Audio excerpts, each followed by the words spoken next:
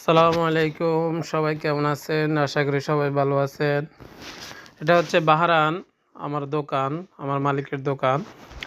যেখানে আমি 2013 অগাস্ট 28 তারিখ আমি কর্মজীবন শুরু।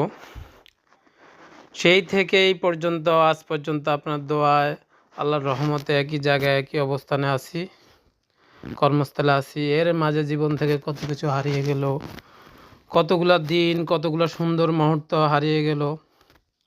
তারপর নিজের কর্মজীবন চালিয়ে গেছি, এখন পর্যন্ত আছি। দোয়া করবেন বাকি জীবনে যেন নিজে কিছু করতে পারি, আপনাদের সে দোয়া।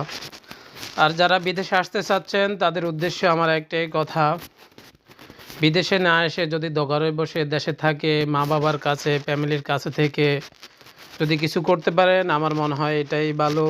কারণ লক্ষ লক্ষ টাকা খরচ করে এসে বিদেশে এসে আপনি যে কষ্টটুকু করেন এই কষ্টটা কেউ হয়তো দেখে না, কিন্তু আপনি নিজেরটা নিজেই বুঝতে পারবেন তখন যে কষ্টটা আপনি বিদেশে আসে করবেন, ওই কষ্টটা যদি দেশে থাকতে করতেন তাহলে আপনার ভাগ্যের চাকাটা অনেক আগেই ঘুরে যেত।